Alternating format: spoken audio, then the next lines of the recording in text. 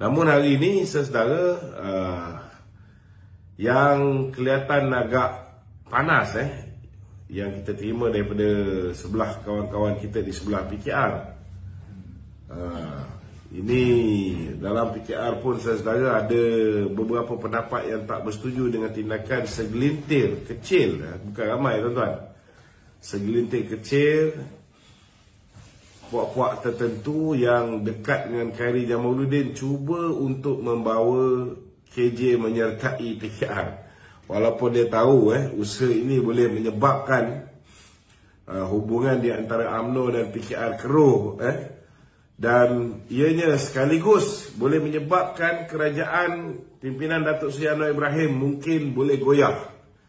Namun nampaknya puak-puak ni saudara, tak ramai, sikit je jumlah dia, agak ketegak ataupun agak degil, agak ketegak ataupun agak degil, dan beria-ria, malah mereka tak kisah pun kalau kerajaan tumbang tuan-tuan, asalkan kawan-kawan lama dapat bertahun. Saya tak nak ulas siapa yang saya maksudkan, tetapi kita haraplah, kita harap kawan-kawan ini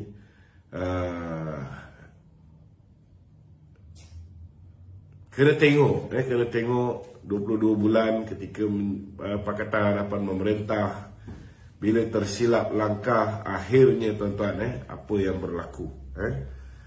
Jadi kita harap benda ni dapat dibendung oleh Presiden PKR Datuk Seri Anwar Ibrahim.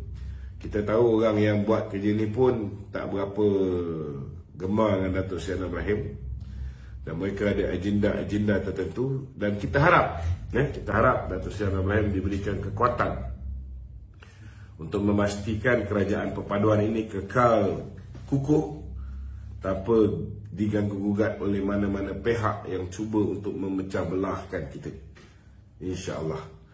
Ya. So dia kata dia tengok apabila dia melihat senario PR14 kumpulan Gen Y, XYZ ni tidak dapat memberi sokongan kepada UMNO. Adakah UMNO masih lagi relevan bagi golongan Gen XYZ itu? Itu sebabnya UMNO kena mengambil pendekatan bagi mendekati orang muda.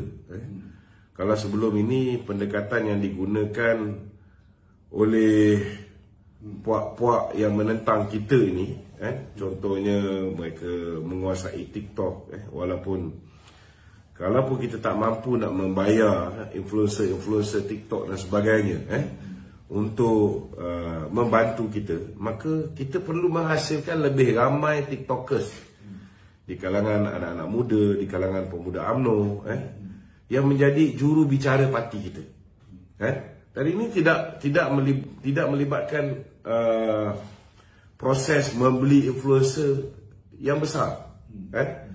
Daripada kita ada 5 tahun dan sudah pastilah untuk tempoh pilihan raya negeri di 6 negeri yang mungkin akan berlaku di antara 4 hingga 5 bulan daripada sekarang ni. Mungkin kita ada masa yang terlalu suntuk, tetapi masih belum terlambat untuk anak-anak muda kita digerakkan bagi menguasai TikTok, bagi menguasai Instagram, yang masih lagi mendapat tempat di kalangan orang muda. Dan kita dapati bahawa dari segi dua media ni memang PN ni dia kehadapan sikit berbanding dengan kita, kerana kemampuan keuangan dia. Jadi dalam tempoh yang begini pendek, kita kena pastikan masalah utama kita ni, medium TikTok ini dapat kita atasi. Ini yang saya nampak yang perlu diberikan penekanan yang lebih. Dalam masa yang sama juga, kita juga kena tahu bahawa ada juga medium-medium yang tidak boleh diukur. Contohnya macam medium WhatsApp. WhatsApp ni tak ramai orang yang buat broadcast list.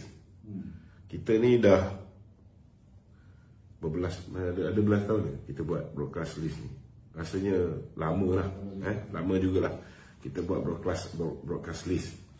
Cuma saya minta sahabat-sahabat yang selalu menerima broadcast list, saya nak bagi tahu Satu broadcast list ni ada 256 orang. Dulu kita boleh hantar sekali banyak, tetapi sekarang ni dia ada limitation dia. Sekarang ni kita boleh hantar maksimum lah, antara 10 hingga 17 grup satu kali hantar. Dan macam sekarang ni saya ada lebih kurang 57 grup. Kalau 57 grup ni nak hantar ni makan masa yang kadang-kadang 1 hari. Sebab daripada dia bila dah hantar 17 tu dia terhenti. Dia tak boleh hantar terus. So mungkin saya kena relax setengah jam. Kadang-kadang dia boleh jadi 1 jam 2 jam. Kita buat kerja lain dan sebagainya. So kadang-kadang 1 hari lewat. Jadi kita minta sahabat-sahabat yang selama hari ni nakkan maklumat daripada kita, gunakan kaedah community. Ada orang bila kita kena ada, pertama sekali syarat dia kena ada satu grup WhatsApp. Kalau nak join grup community Kerajaan Perpaduan 2, Kerajaan Perpaduan pertama dah penuh 5,000. Kerajaan Perpaduan 2 ni ada lagi 2,000 lebih. Jadi kalau orang join Kerajaan Perpaduan 2 ni, mereka ini biasanya akan minta nak masuk grup DLA. Sebenarnya tak payah masuk grup tu. Grup tu saya seorang je duduk. Itu sebagai prasyarat untuk buat community tu. Saya minta supaya kawan-kawan yang selama hari ni menunggu, kadang-kadang saya lambat hantar dan sebagainya, tolong subscribe, tolong masuk join grup community Kerajaan Perpaduan 2. Setiap malam saya akan post link tu, dan bila saya post link tu, saya minta tuan-tuan tolong klik join di Kerajaan Perpaduan 2. Dan tak lama lagi Kerajaan Perpaduan 2 ni penuh, kita akan buka Kerajaan Perpaduan 3. Jadi sekali saya hantar, saya boleh hantar 5,000 orang. So maklumat tu cepat sampai. Ataupun tuan-tuan boleh join Telegram channel saya. Telegram channel saya Datuk Lokman Adam. Boleh join Telegram tu. Itu berapa puluh ribu pun boleh hantar dalam satu masa. Tapi tak ramai orang yang menggunakan Telegram. Jadi kita UMNO ni, khususnya pemuda UMNO ni, kena menguasai media-media sosial ni. Jadi dalam pendekatan sebelum pilihan raya negeri di 6 negeri ni, saya rasa fokus utama pergerakan pemuda, khususnya Puteri UMNO, perlu menghasilkan seberapa ramai anak-anak muda kita, pemuda UMNO kita, Puteri UMNO kita, yang boleh menjadi juru bicara parti. Ambillah poin-poin, contohnya poin dalam ceramah saya. Saya punya ceramah tu ada banyak poin. So boleh cedok benda yang pendek. Saya kalau bercakap, saya explain ni panjang. Saya tak suka cakap macam dalam TikTok ni, biasa dia pendek. Betul tak?